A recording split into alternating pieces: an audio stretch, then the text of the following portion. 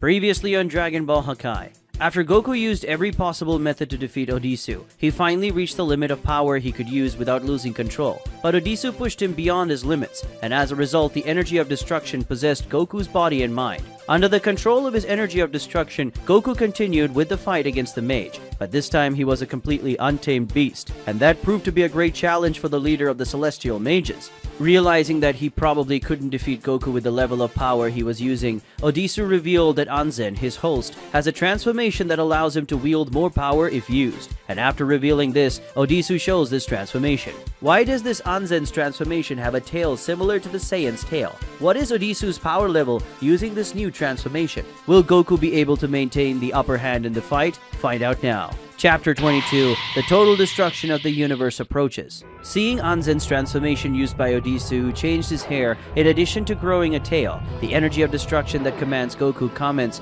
that it looks like a Saiyan transformation. Odisu confirms that it's a Saiyan transformation, but says it's a little different than what's in this realm.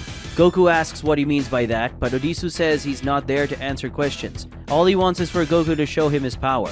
Eager to continue the fight, Goku agrees with the idea, but was about to call the mage to continue when suddenly Odisu is already in front of him, landing a strong attack. An attack strong enough to make the God of Destruction spit blood while thinking in awe of his enemy's great strength and speed. Odisu's hand presses down on Goku's stomach, and in the meantime he asks what the God of Destruction thinks of his power. But Goku smiles and then reveals that this is what he likes to see. Goku tries to land a punch on the enemy in front of him, but Odisu dodges into the air, letting the destroyer's blow destroy the ground ahead. While chasing the retreating enemy, Goku calls him out to play.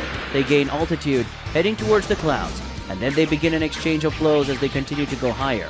Odisu tries a punch, which Goku parries, and then counters with a successful punch to the mage's face, followed by another equally successful blow. After that, they clash their punches, blowing away the nearby clouds thanks to their incredible strength. And then they keep flying and exchanging blows intensely, doing many laps around planet Earth while fighting at great speed. As the Battle of the Gods rages, calamities rage across the Earth. The planet's seas are completely agitated as the entire planet shakes in an intense earthquake, which is felt with concern by the inhabitants. And in a desert, this earthquake is so intense that it is even opening a big fissure in the ground. From the top of the planet, it can be seen that the gods are about to clash again. Above the ocean, they fly towards each other and finally collide. Their collision is so strong that it causes two huge waves to be lifted while leaving a gigantic hole in the ocean. Some distance away, one of the raised waves continues its course until it's about to reach a cruise. The people inside the ship despair when they see certain death. However, when the water was about to completely engulf the ship and its crew, the cruise simply disappeared from there. The next moment, the crew members see that they are somewhere else and are completely confused about it. For some reason, they just happen to be in the middle of a desert. What happened? The other gigantic wave raised by Goku and Odisu heads towards a coastal town. The population of that city, seeing what is coming, despairs. But then Lei appears and extends one of her hands towards the wave.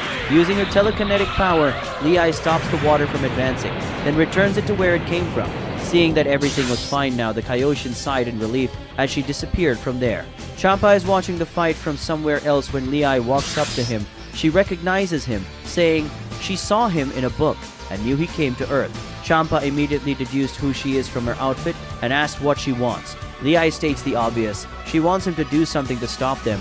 But Champa reminds her that he is no longer the god of this universe, and that is no longer his job to deal with these things. But the truth is, even if he was still a god, he still couldn't stop it.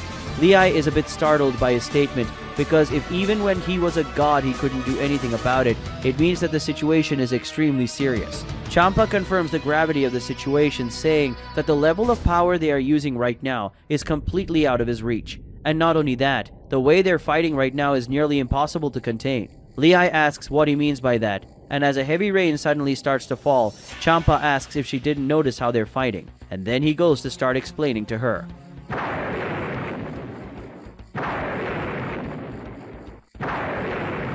This guy that Son Goku is facing had a very sober spirit, apparently much more balanced and rational.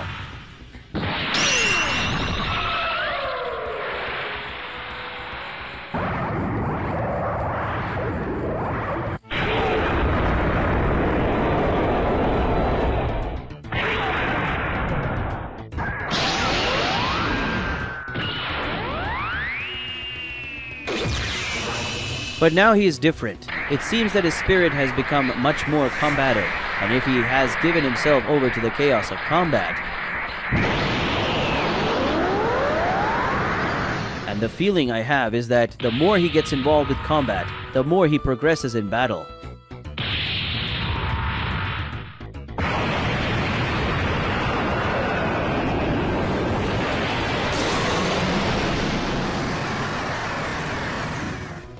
But it's not like he lost all rationality.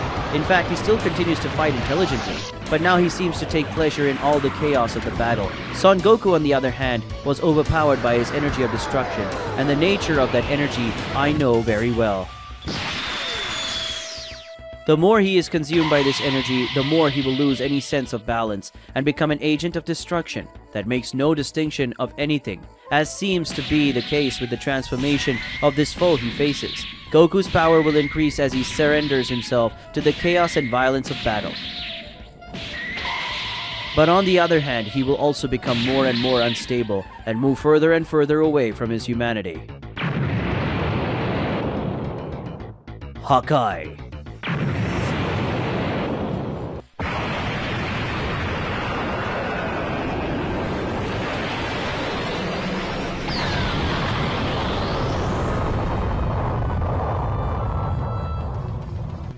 He will become a machine of destruction that will not stop until he reduces everything that exists to nothing. In a single instant, all of the water disappeared, destroyed by Goku's Hakai. As the sea dust below washes over her, Lei says that from what Champa is saying, they will fight until there is nothing left in the universe for them to destroy. Champa confirms that's exactly what it is, stating that if this fight continues, Universe 6 is doomed. Above what was once a great ocean, someone floats alone. It is Goku who gazes into the abyss below him, created by his own power of destruction. Odisu reappears behind him, indicating that he managed to escape that huge explosion. And as the mage returns to him, Goku asks what he's going to do now that there's no more water for him to use. Odisu smiles as he comments that apparently he doesn't care what happens to this planet, which is the mirror of the planet Son Goku grew up on. Apparently he's fighting completely carefree, just as he'd hoped. Goku says that the mage still hasn't seen anything and was about to charge at him. But at that moment, the image of the real Goku appears in his mind, screaming. With that, the possessed Goku is very uncomfortable and his head hurts, which draws Odisu's attention. The next moment, Goku flies out of Earth, being pursued by the mage. Lei notices their departure and questions this to Champa. Thinking a little, Champa already understood what was happening. He recalls that Son Goku grew up on planet Earth in Universe 7. Perhaps Goku's consciousness was not completely dominated by the energy of destruction. So when he saw the planet being damaged, he despaired and pressed the energy's domain. To reduce the nuisance, the energy decided to leave the planet. This makes Lei excited. That means there's hope, right? Goku isn't fully out of control yet. But Champa doesn't share her joy, commenting that the young goddess is a bit dumb, despite the fact that he is the one who had just such fame among the gods. When Lei asks why he's saying that, Champa explains that if being on planet Earth was what strengthened Goku's consciousness a little bit and caused the energy of destruction to falter even a little bit, that means that now he's gone. He doesn't have emotional bonds to hold the remnants of consciousness anymore. Only now did Lei understand the gravity of the situation. Champa confirms what she's thinking, saying that from now on, the energy of destruction will get stronger and stronger in control of Goku's consciousness, and there won't be anything holding back, which means that the total destruction of the universe is getting closer and closer.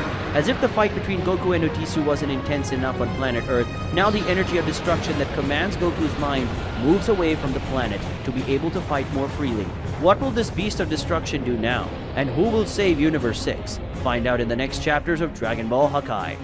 And that was chapter 22 of Dragon Ball Hakai. I hope you enjoyed watching it as much as we enjoyed producing this chapter. Remember that all the chapters of this story are available on our website, dbhakai.com. And there, the chapter is published earlier than here on YouTube.